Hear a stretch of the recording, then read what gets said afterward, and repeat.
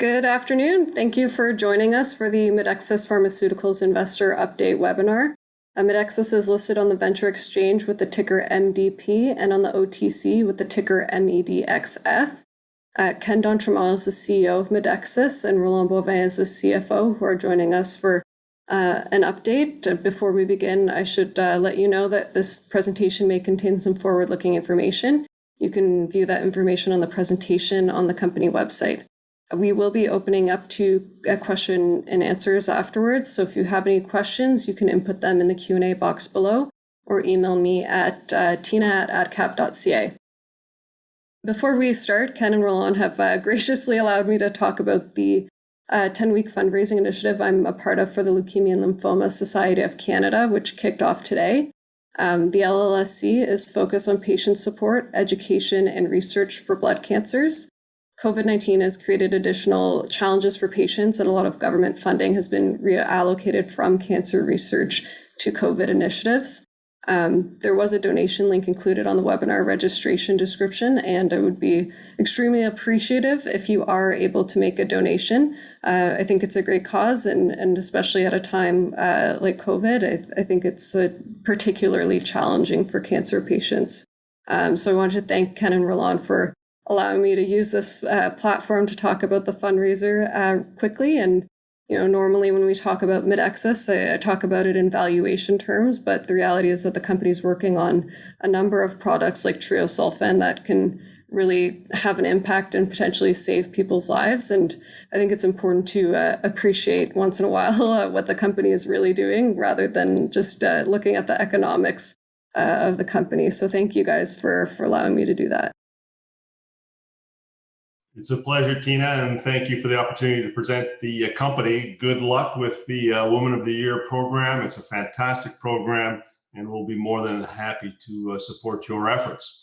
Quickly go through the presentation. I understand that most of you know the story, so I'm not going to spend a lot of time discussing the aspects of the story that you're familiar with, but rather try and focus on what's important, what the key milestones are going forward, and what is changing within our business. So a quick overview of what we're doing.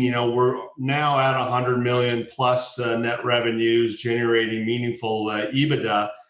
And with the addition of Triosulfan, we certainly have a clear path to see a number that's more like 300 or 400 million of net revenue in the next few years. So we're really excited about the prospects of significantly growing this organization with the launch of Triosulfan, plus the growth of our organic growth of our products. The next slide really just describes, really what we're doing. I mentioned the organic growth. We continue to see, good progress with our core products, that being Rasuvo and Metoject, Rupall, and Ixinity. Even through COVID, we're continue to see growth, and growth has been not easy to get for many companies, and certainly has been a challenge for us too. But we continue to show that growth, and we're looking forward to things opening up so we can get back into more accelerated growth. Our business development efforts of late have been very productive. Obviously, it's brought us Triosulfan, which I'm going to talk to in a few slides. But it also brought us now triamcinolone and hexacetonide in the U.S., which will be another good opportunity for us. I also am glad to announce that we've got 77% enrollment now in the product development project that we're doing on Ixinity for the pediatric indication. So that's moving along really nicely, again, even through the COVID situation. So on all fronts, I think our business is performing well. And we're really excited to be moving into a new stage of growth around Triosulfan. So the next slide, this is a bit of an update for everyone in that we're going from, I think we were 26 people last time we presented this, to about 37 is where we see ourselves, total sales force with Triosulfan. So it's an increase relative to where we were, but it's adding a net revenue product of over $125 million US. So again, it's a very, very focused call point. So we don't need a huge sales force to drive pretty significant revenues. Really no change in the Canadian sales force. That group continues to drive good results through our core products. The next slide really just describes, where we are. You've seen this before, but I am pleased to point out that, look, we've added another pretty significant rare and orphan drug in Triosulfan. We've now launched Gleolan in Canada for glioblastoma. So our portfolio is expanding nicely and has, a lot of opportunity to grow pretty significantly into the future, in particular Triosulfan. The next slide, now starts to talk about, what we have concluded. And this is a pretty exciting drug in that it's an orphan drug, which means in the US, you get 7 years of exclusivity. It's better than a patent because the agency is not going to review a similar drug with the same active ingredient. So it's excellent protection. It's orphan drug. It's rare disease. And it has extremely good clinical evidence that will allow us to really drive quick uptake and drive it to a high revenue milestone. The terms of the purchase from Medac, and I will remind you that this was one of the drugs that was in the ROFR that we negotiated when we purchased Rasuvo from Medac GmbH 2.5 years ago. So that deal continues to generate good returns for us in the form of new products. And so this was part of the ROFR. We paid them $5 million at close, paid another $5 million at the mid-cycle review, which has now been completed. And it was a positive review, so we feel very good about the PDUFA date, which is the approval milestone this coming August. So it's near term.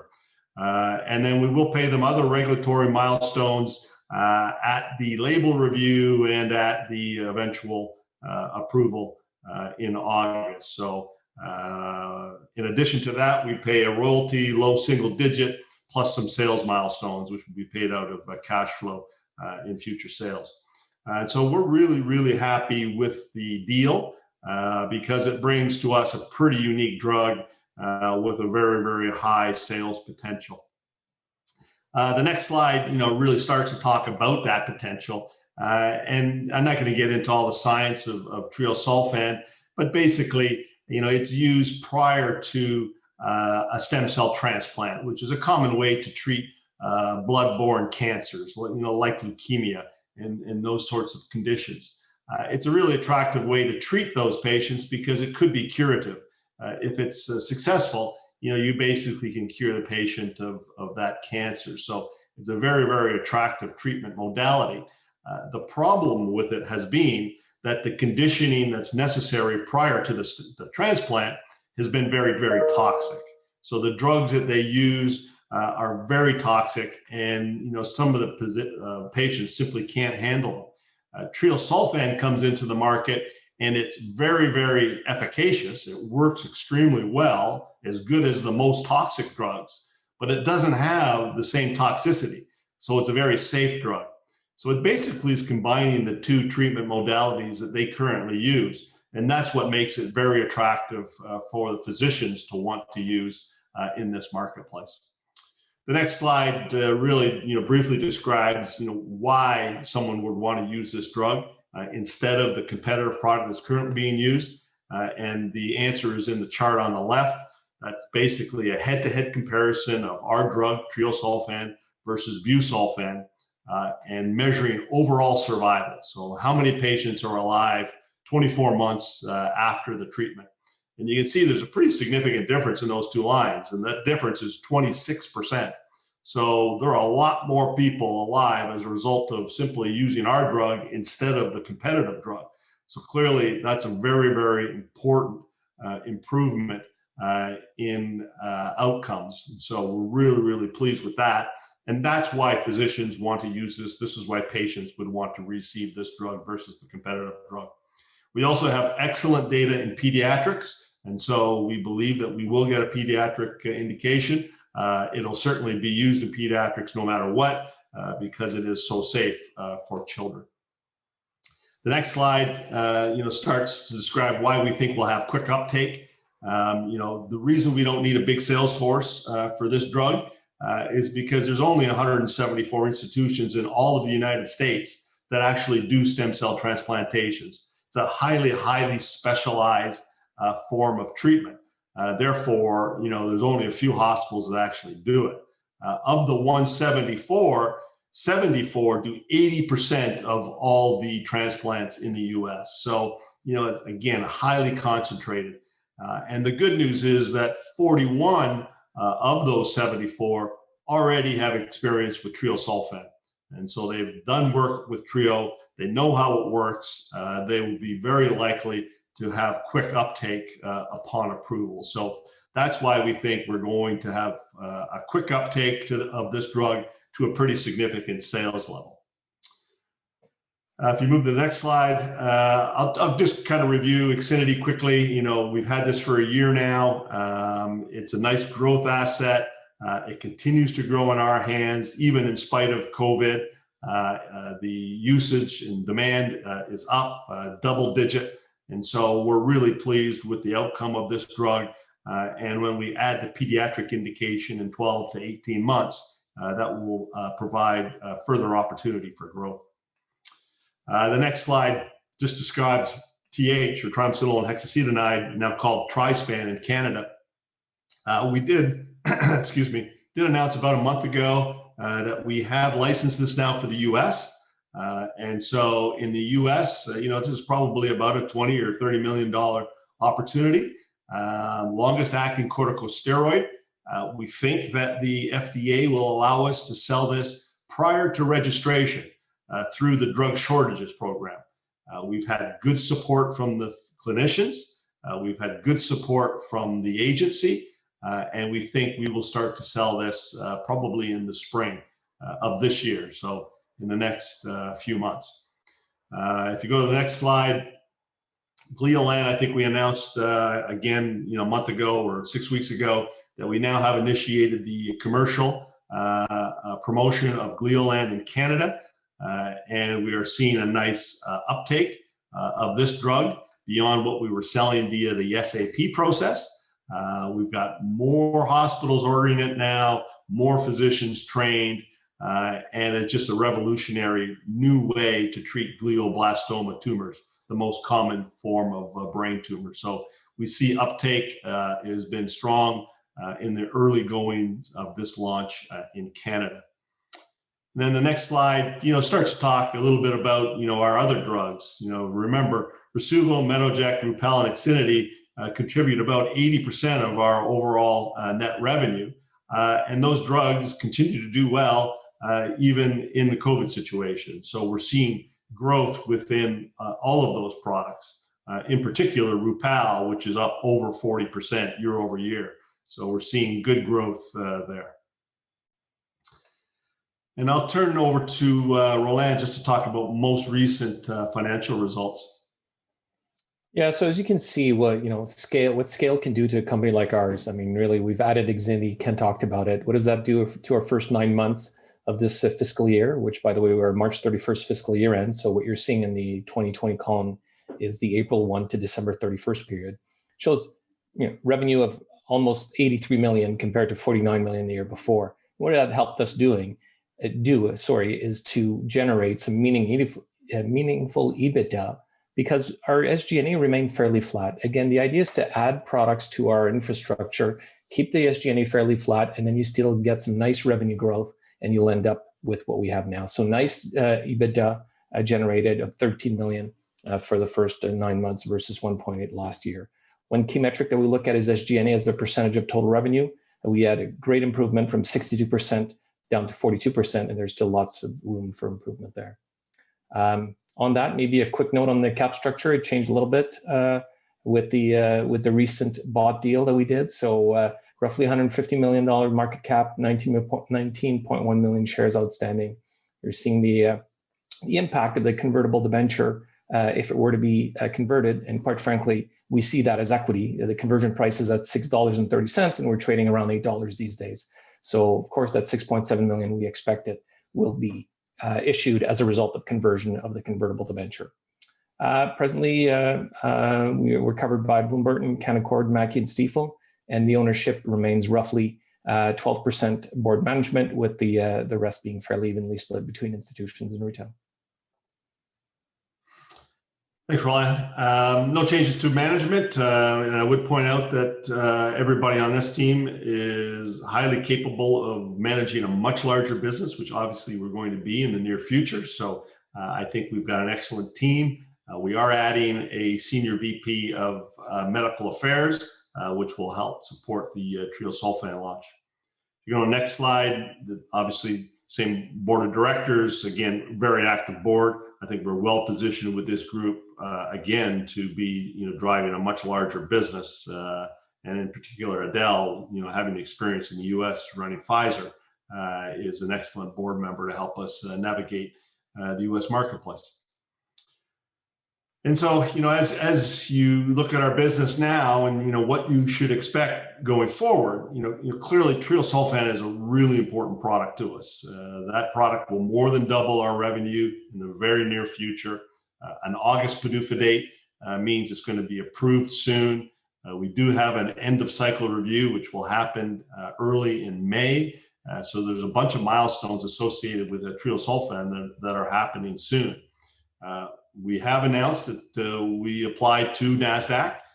We think that that is the right exchange to be on for us. I mean, we've got already 75% of our revenue coming out of the US. When Triosulfan launches and starts to grow, will be more like 90% of our revenue coming out of the US. So clearly, we think the NASDAQ listing makes a lot of sense to us, and it will help us close the valuation gap between ourselves and some of our peers. So we think that's a really important step going forward. You will see continued commercial execution of the current portfolio and some of the new product launches like Trispan and Gleolan and Triosulfan. And so these will be really important additions. We're not stopping here in terms of business development. So we continue to look at the ROFR products from Medac and looking for other products and acquisitions to build our portfolio. So we clearly expect to build a much broader portfolio in both US and Canada. I did cover the TH update with the FDA. I think that's a very positive step forward. And then the pediatric study, when we get that completed, hopefully in the not too distant future, one, it will reduce our costs on the R&D costs, but it also will increase the market potential for IXINITY by about 30%. So that's the story. I think it's a really exciting time to be a shareholder of Medexus. We've had nice progress over the past year, some 400% growth in the last 12 months. But there's still a lot of room to grow because we're still, significantly undervalued relative to our peers. So we think we've got much opportunity to grow. So I'd be happy to take any questions that anybody might have. Thanks, Ken. I think that was a great update. Obviously we've had some conference calls around Triosulfan, and we had a key opinion leader as well. I guess some of the comments that we get back from investors, they see a huge opportunity with Triosulfan, but are wondering about the risk for approval, and maybe don't necessarily know about the approvals that they've had in the US and your product development in Canada as well. So maybe you can elaborate on that a little bit. Sure. Yeah, we're a fair way through the approval in the US already. The mid-cycle review is completed. It was a very positive review. That review confirmed the PDUFA date, which is August 11th.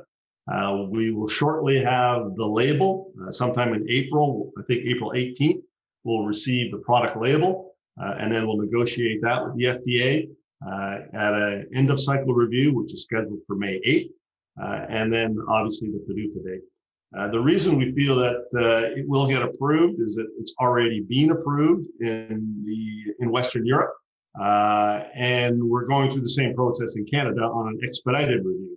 And all the agencies thus far have approved the drug. There's no one who's refused it or delayed it. And it wouldn't make a lot of sense to do so because this is literally saving lives. As we started this call that, more people will live as a result of having access to this drug. It's a much safer drug than what they're currently using. So, that motivates the agency to find a way to get it to market. And can you just talk about the special access program in Canada as well, kind of clarify what it is for those who aren't familiar and how that's going? Sure. Yeah. So special access program is a program for life-saving drugs prior to the registration. If the physician feels that the patient needs it, they can request it through Health Canada, and the company can provide it. So we've been using that process for 3 of our drugs. Triamcinolone hexacetonide used that process. We did it for Gleolan, and now we're doing it for Triosulfan. So we are getting important uptake in Canada through that process, and specifically Sick Kids Hospital in Toronto, Princess Margaret Hospital in Toronto, 2 of the biggest oncology centers in all of Canada.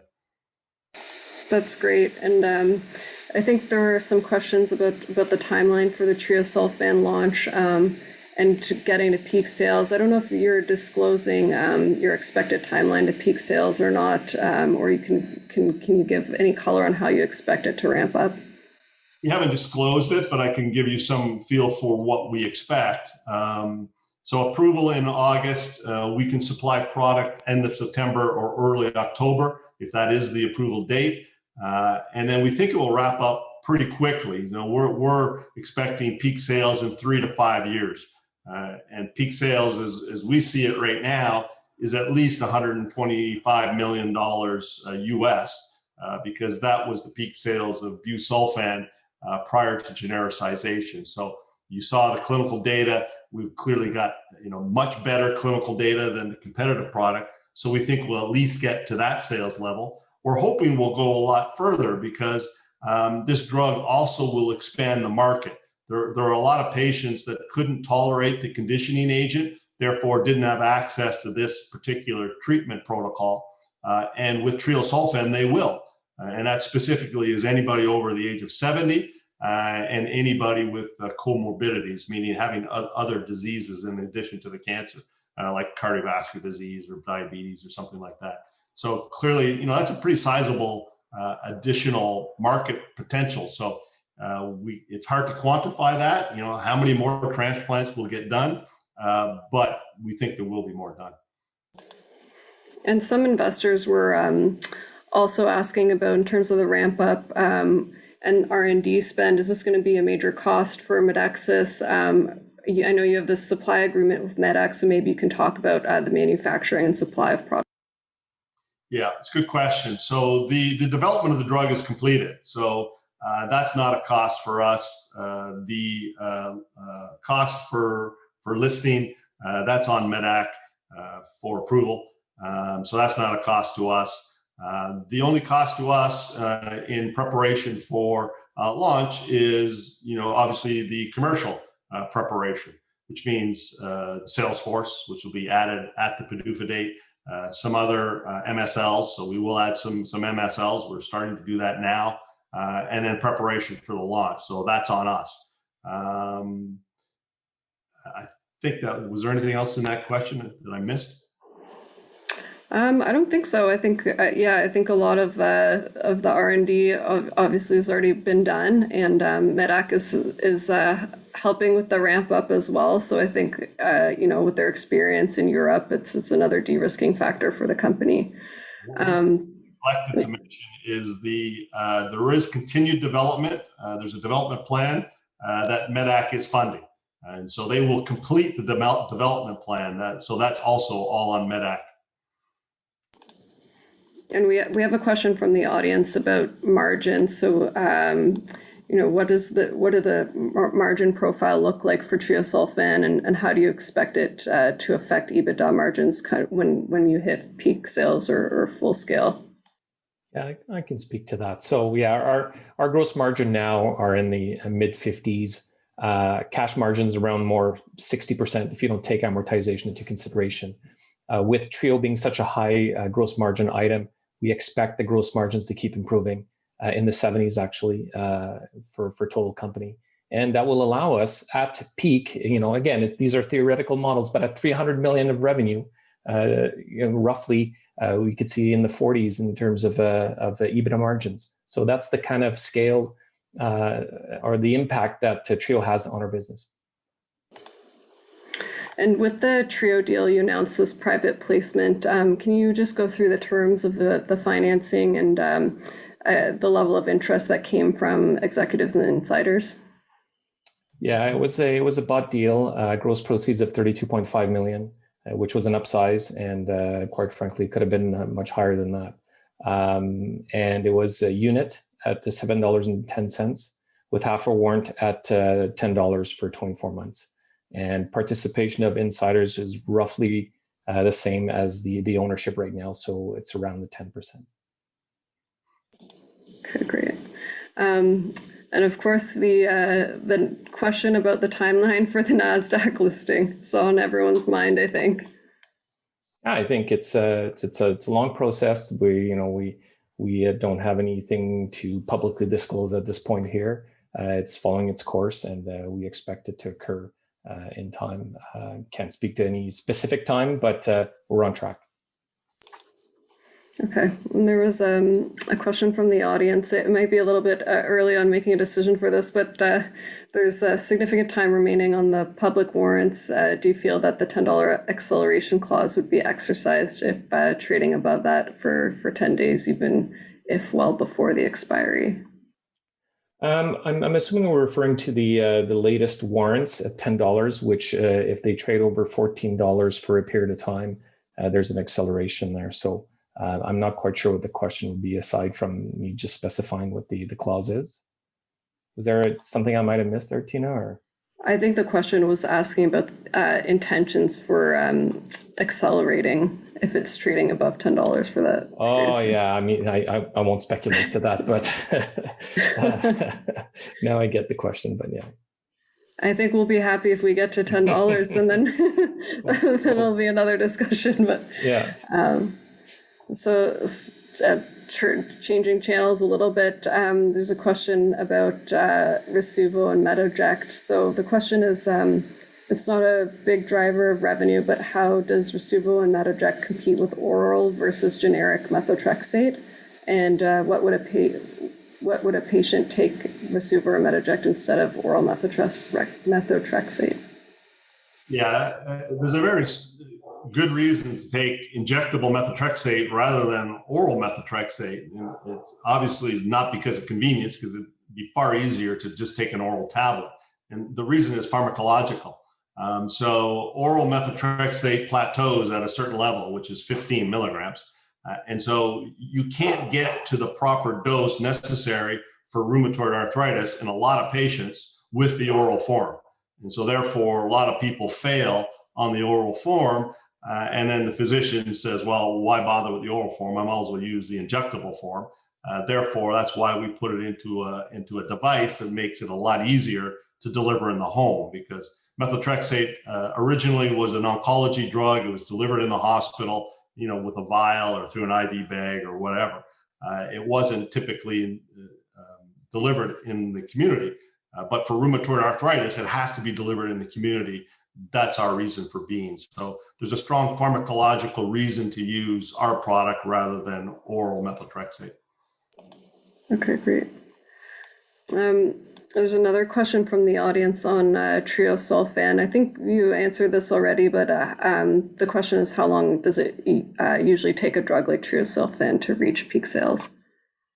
Yeah, I mean, just pharmaceuticals in general, typical launch curves, hit peak sales between 3 and 7 years.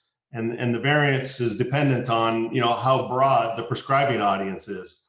For a cardiovascular medicine, let's say, where there's, a lot of cardiologists and primary care physicians who prescribe cardiovascular medicines, it takes longer to hit peak because there's a big audience that prescribes them.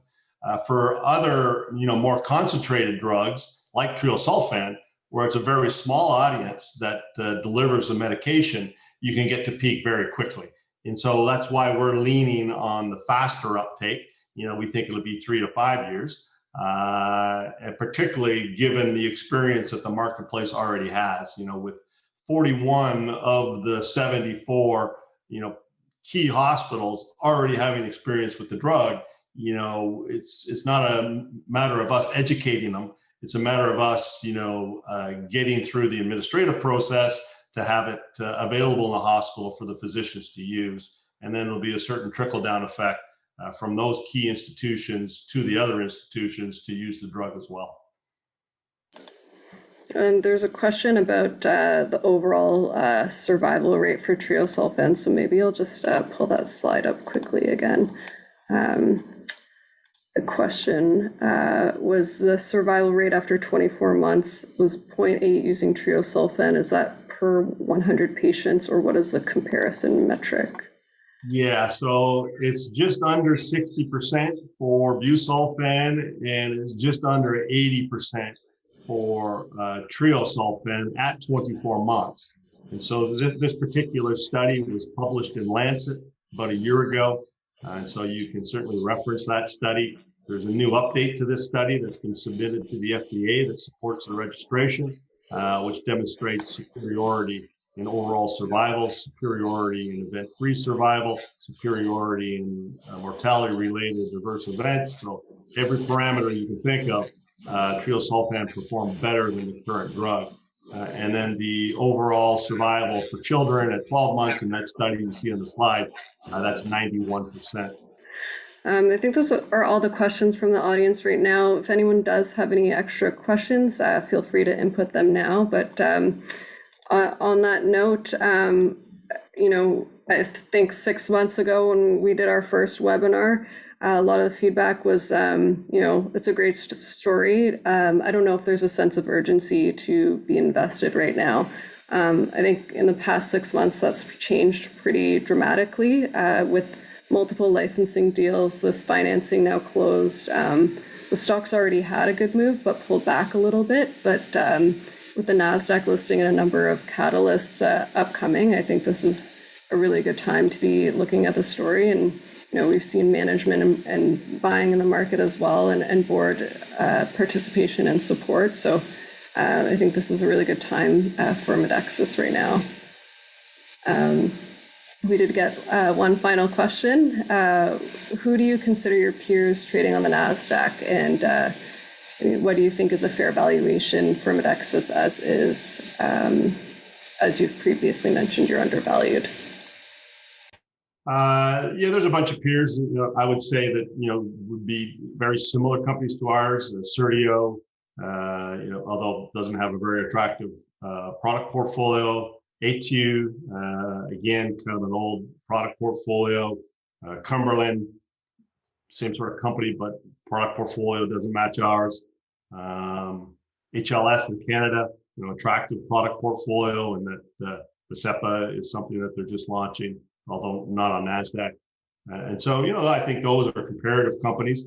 Bigger peers that have done the same sort of thing that we're doing would be Horizon and Jazz, much bigger than us, than we are today, but had exactly the same business strategy and have executed that well. Triosulfan is a sort of drug that can get us, into that class. And then when you look at, the numbers that these other companies trade at, most of the ones I just mentioned don't have any positive EBITDA, so they don't look at EBITDA, so they're valuing them based on multiple of revenue, which I know isn't a great way to do it. But it's 2.5, 3 times revenue, and we're currently trading for 1 time revenue, and we have positive EBITDA. And so, that's why we think we're pretty significantly undervalued.